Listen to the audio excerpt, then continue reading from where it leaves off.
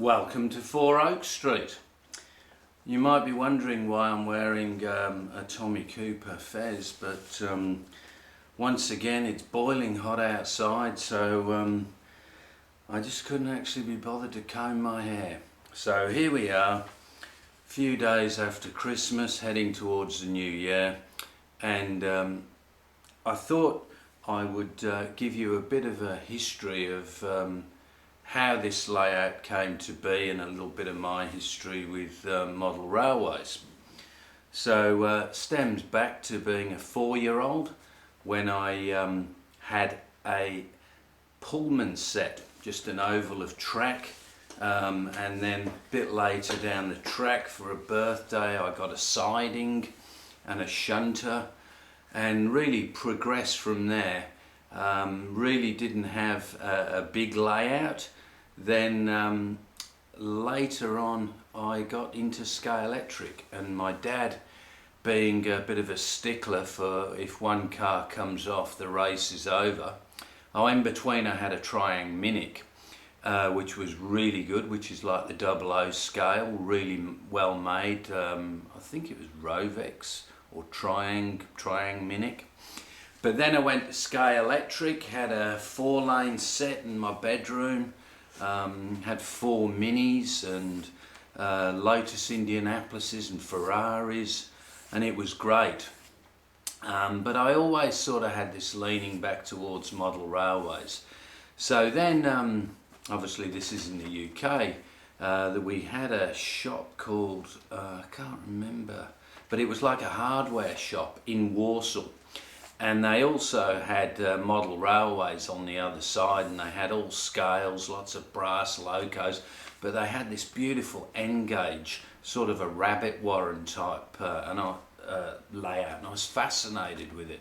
You know, which tunnel mouth would the train come out of? So, and I remember that set was available, or that layout, which was probably about 4 foot long, was available for then a grand total of £45.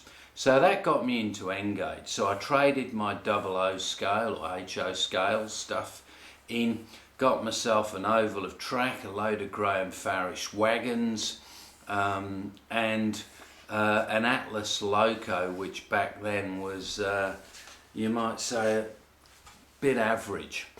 Then I did get a Minitrix loco, but that progressed to a bigger layout in my bedroom, and then eventually it progressed into the loft, which meant then we were dealing with lots of climate issues, boiling hot during the summer, very cold during winter, and I had a friend who was quite enjoying it as well, and liked making buildings. So we got a layout pretty much finished, quite a good double track plan with like a raised section, 2 gradients. Remember saving up, actually working when I was probably about 14 or probably less, at a friend's factory, so we could pay the priestly sum of, I think it was £14 for a Britannia, Minitrix Britannia, which was a fantastic loco. But I got bored with it, and I ended up selling that layout to that very shop, and in exchange they gave me £110 that I could then go and spend on Scalextric. So then I had a bigger 4-lane Scalextric, Datsun 260Zs, Ford Escorts, John Player Specials, Martini Brabham, March Ford, Ford Escorts, if I didn't say that before, RS 2000s, and we had this layout laid in the loft, you know, on boards. Once again, very hot during summer, the track warped tremendously. So just by chance, a bedroom came available, and sold all the Scalextric to one of my dad's customers who had like a slot car club at their factory. So everything was in boxes, everything was good. The track I managed to get back straight. So then went from there to building another layout, which once again was different levels on the layout. Took up this room, was I suppose, as they say, pretty much an oval or two ovals with various sidings and passing loops and an upper double track section. And then as time approached, I got heavily into snooker.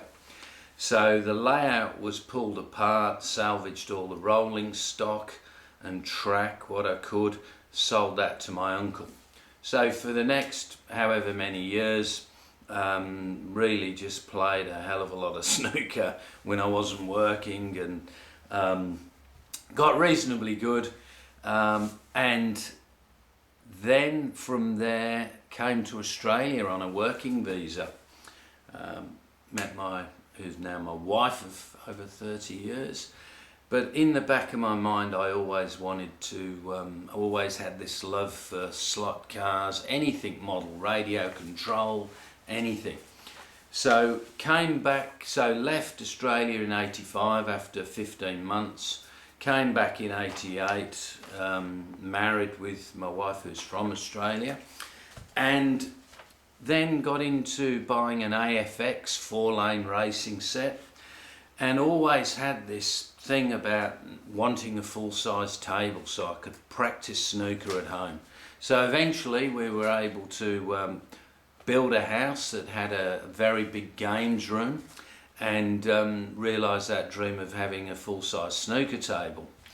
And then unfortunately, very much like how you know, you go to a gym and you meet people at the gym, and then one day you actually buy that gym set at home, and you certainly need a lot of motivation to put that practice in, and maybe the enjoyment's not there.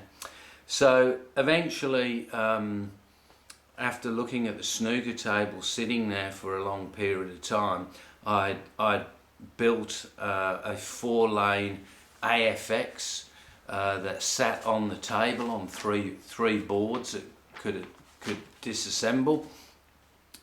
The kids loved it. It was good fun, but I always wanted to build that model railway. So in between times, I'd been getting the Railway Modeler and Model Rail, and looking up back then as YouTube started to expand, and buying books like Cyril Freeze's book, and thinking that one day I'm going to build this model railway, but I'm going to do everything exactly as per the experts.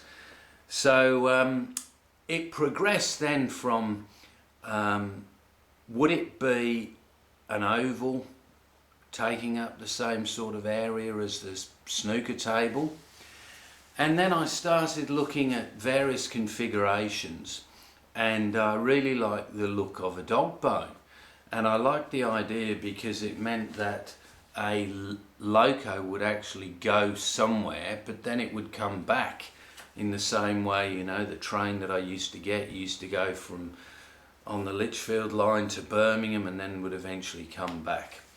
So then I looked at maybe I could do that in dual track.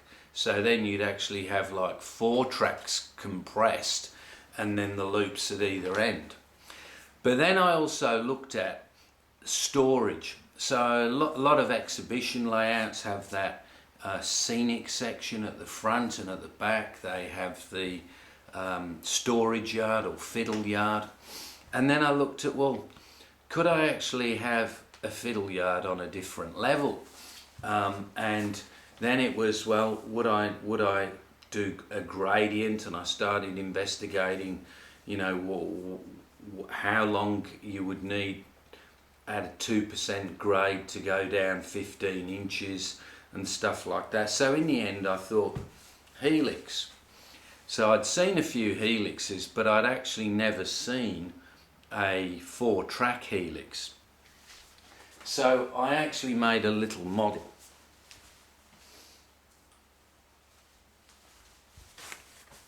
So this is the model I made, and you can see that I've got like a track plan drawn on the bottom. So the idea is you'd go up the helix and down the helix, and it wasn't till I realised that how many pieces of track that I'd need. So in this helix there was around about 60 metres of track, so that there's about, in fact, I'm just looking at a cockroach that's just crawled out, so it's sort of heading towards me. Anyway, so back to that. So that's pretty much how I ended up with this configuration, and I'm starting to see a few more helixes, particularly on N-gauge, because obviously the trains or the locomotives are so good these days that pretty much they'll pull anything at around that 2% grade. So around 2010 I'd started, when I was going to England, I'd buy bits and pieces, so I ended up with 5 boxes of track, 30 metres. I ended up with locos, ended up with about 30 odd sets of points, and started building my collection, and then looked at baseboards. So what I'm going to do now is just basically discuss the very basics of what I've done, because most of this stuff I've either got out of books or from people like yourselves. A lot of people have got some fantastic layouts. So I'll just give you the ins and outs of this particular layout for Oak Street.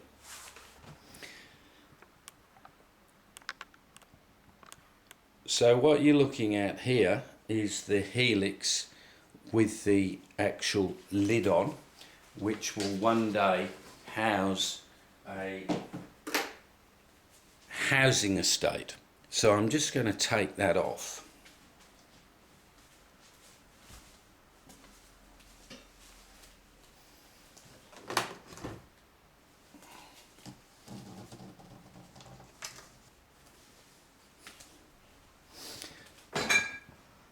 So there's the helix, and that there is the inside of the lid. So I was trying to figure out how I could get a good join across the top there, and something that would support itself. And also it does, to a degree, keep some of the dust and that off the helix. So a pretty basic design really, just cutting out MDF, which is I think 6mm, cutting it in 180 degree pieces if you like, or halves, and then I cut these pieces here. And so basically once I got that, and screwed rod, which was fully supported under the board. So even though there is plywood, which is 9mm, no, actually I think it's 12, I actually put further support, so the helix pretty much, I think you could stand on it. But the screwed rod definitely makes it, and you're seeing lots of people use screwed rod. You can actually get the gradient perfect, so you just set the first loop and then every space is just the same till you get to the top.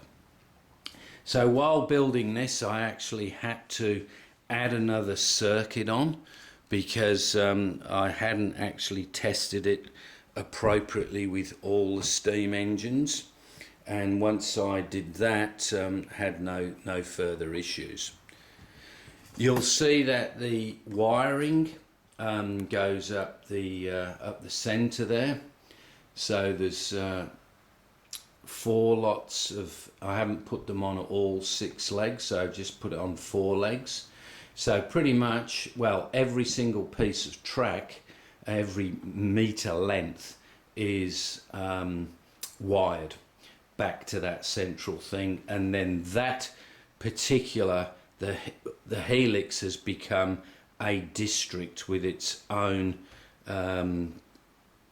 short cutout from DCC Specialties. So what it means, if there's a short in this area, I'll know it's just this area.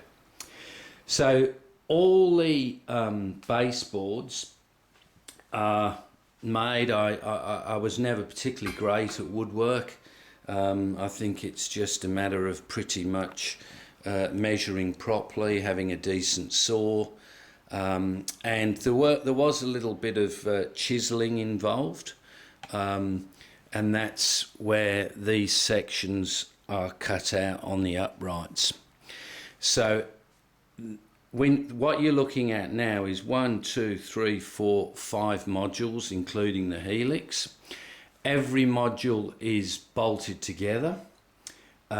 Because this is 2 level, it's got, well, all levels, even where the shelving is, you've got bolts at the top and the bolts at the bottom. All the wiring then jumps across with plugs, those plugs that a lot of people use, where they just push in and pull out.